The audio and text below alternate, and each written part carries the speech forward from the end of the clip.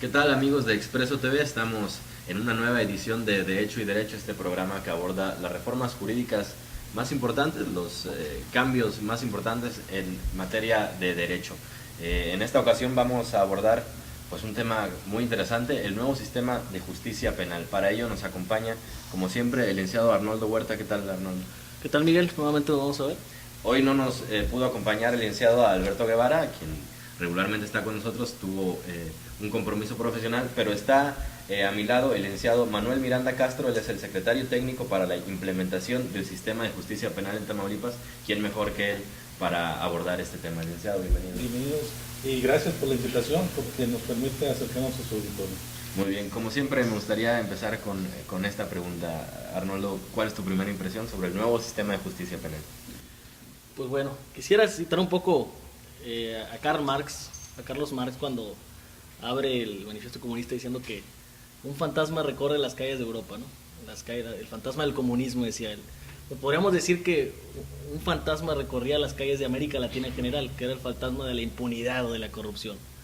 Este fantasma hace que definitivamente todos los países latinoamericanos empiecen a darse cuenta que a lo mejor el sistema de justicia no era el adecuado, ¿no?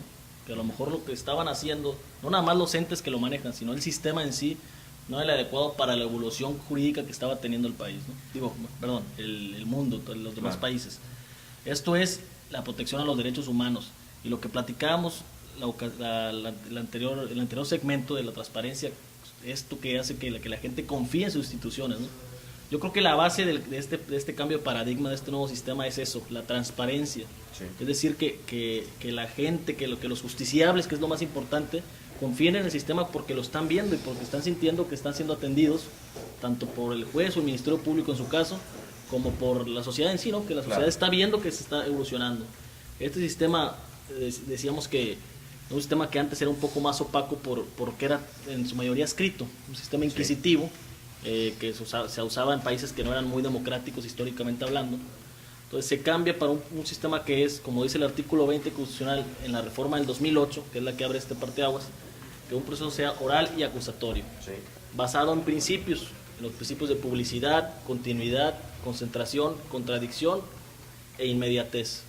Publicidad es claro, ¿no? Publicidad quiere decir que la gente pueda ver lo que en ciertos casos, por protección a las personas, cuando hay menores, ese es el caso más, el ejemplo mejor, pues se protege, ¿no? Que no sean tan públicas, pero en general son públicas, ¿no? Yeah. La cuestión de concentración y continuidad están un poco relacionadas, que todo se haga en una audiencia, que se haga todo rápido, que sea continuado, ¿no? Sí. Y en la contradicción, que las partes se contradigan, se haya alegatos, que haya esa oportunidad. Exactamente, que haya esa oportunidad entre las partes. Y inmediatez es un término que confunde mucho a las personas, porque inmediatez no tiene que ver con una cuestión de temporalidad, sino tiene que ver con que nadie esté en medio entre las partes, ya sea el MP o el defensor y el juez, ¿no? Claro. Pasaba, no sé si vieron, alcanzaron a ver, forzosamente, la película de Presunto Culpable, ¿no? Muy esclarecedora del sistema. Muy esclarecedora, y la sacaron, qué raro, en un momento donde estaba entrando el nuevo sistema, ¿no?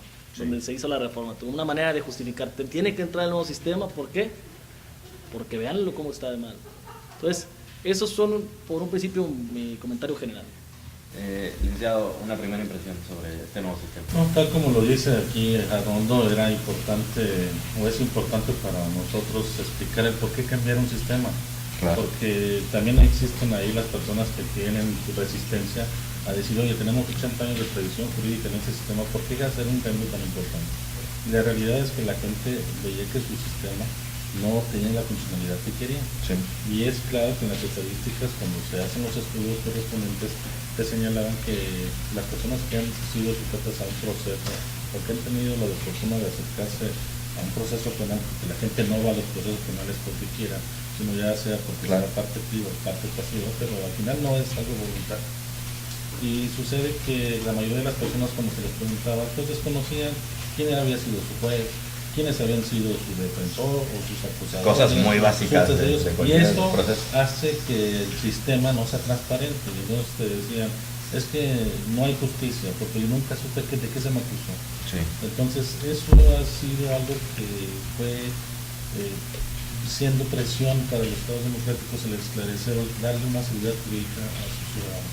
Y en ese tema, bueno, pues se volvió a ver cuáles son los esquemas exitosos en el mundo y cuáles han sido los que se han sustentado. Entonces volteamos y en América, que está un poco atrasada, como bien lo dice Arnoldo, pues somos un continente que entramos hacia lo que es el sistema acusatorio, que sin ser el esquema perfecto, porque todos los sistemas pueden ser perfectibles, nos da un sentimiento a los ciudadanos de ser el más justo que pudiéramos tener. Entonces ahí vamos a encontrar los principios, como bien lo señala, donde las partes van a poder luchar y no van a encontrarse en una desventaja contra un ministerio público, que pudiéramos decir que fuera un tipo de autoridad contra la que no podía, y lo ponemos en una igualdad de condiciones que el ciudadano. O sea, ya vamos a ver en esa parte de que vamos a poder hacer la contradicción.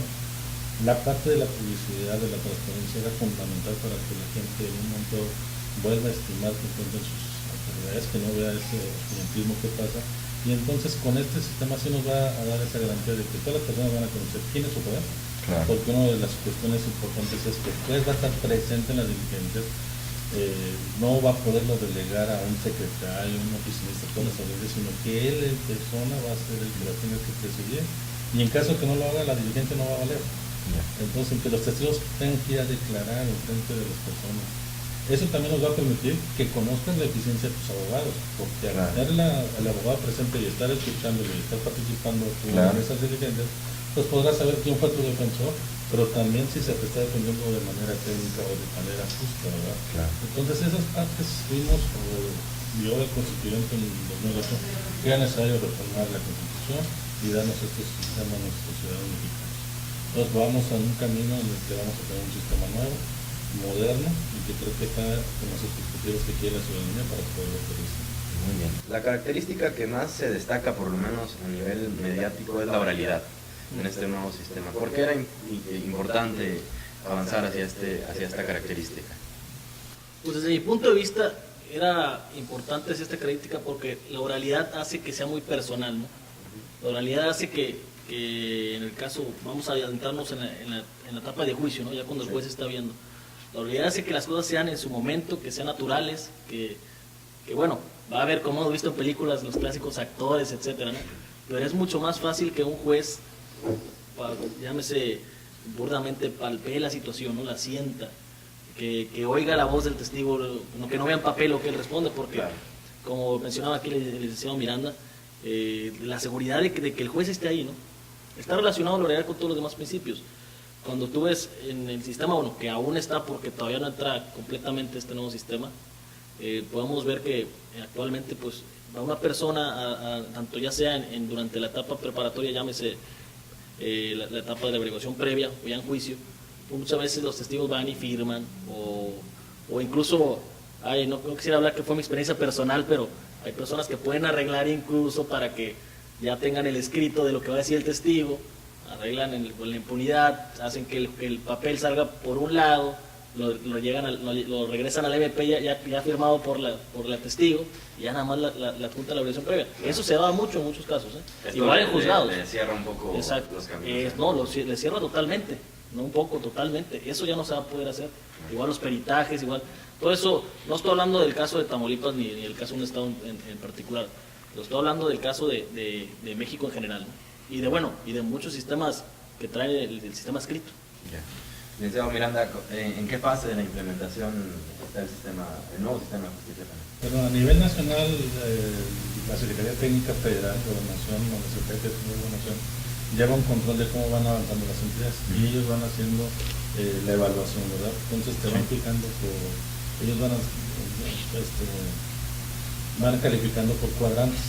Los cuadrantes, el más avanzado es el cuarto cuadrante, que lo subdividieron en dos, que es las entidades que ya entró el sistema en todo su territorio, con todos los delitos, que actualmente en el país son tres únicamente, que es el Estado de México, el Estado de Chihuahua y el Estado de Morelos. Ahí ya se están llevando a cabo juicios orales. En todo su territorio, en todos los delitos. Cabe precisar que esos estados empezaron aún antes del 2008, la reforma, empezaron a hacer su transformación. Después viene un segundo grupo de entidades federativas, en las que somos tres estados, los que ya estamos ahí operando parcialmente, en los que ya llegó el sistema al estado, y ya inició el esquema. Aquí en lo particular nosotros en Tamaulipas, el primer distrito judicial, que es Victoria, Güemes y Casas, ya está funcionando el nuevo sistema de justicia penal, únicamente en 3 delitos, que son lesiones, homicidio y daño en propiedad de carácter culposo, no agravados. Pero eso ya lo tenemos empezando en Tamaulipas. Y hay otros 2 estados, junto con nosotros que estamos, y hay otros estados que están en 16 unidades que están en fase de planeación o en fase de implementación, pero que no están operadas. Pues ese es nuestro esquema a nivel nacional. No es fácil el proceso, supongo. Es un esquema difícil, por eso es de las reformas que dieron hasta 8 años para poder implementar. Claro. Y hay que ver la infraestructura con la que se contaba en 2008 a lo que se tiene que realizar para que podamos echar a funcionar esto, y trae un costo importante. Los estados pues no estábamos diseñados en nuestros juzgados a que hubiera salas de oralidad. Que la gente lo que percibe, esta concepción que tiene cuando piensa en el sistema de justicia penal por la televisión, por las películas, piensa que es como los jueces, las salas, que es como ahora vamos a estar, sí, con la diferencia de que no va a existir un jurado como lo ves en las películas, claro, pero en este esquema van a ser, entonces esa infraestructura pues sí tiene un valor importante. Te puedo decir que de los estados que ya terminaron, Chihuahua se gastó más de 3,000 millones de pesos en implementarlo.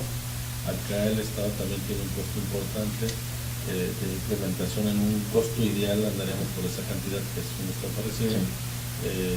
El Distrito Federal anda solicitando 9,000 millones de pesos. Entonces, como vemos, Jalisco anda en los 8.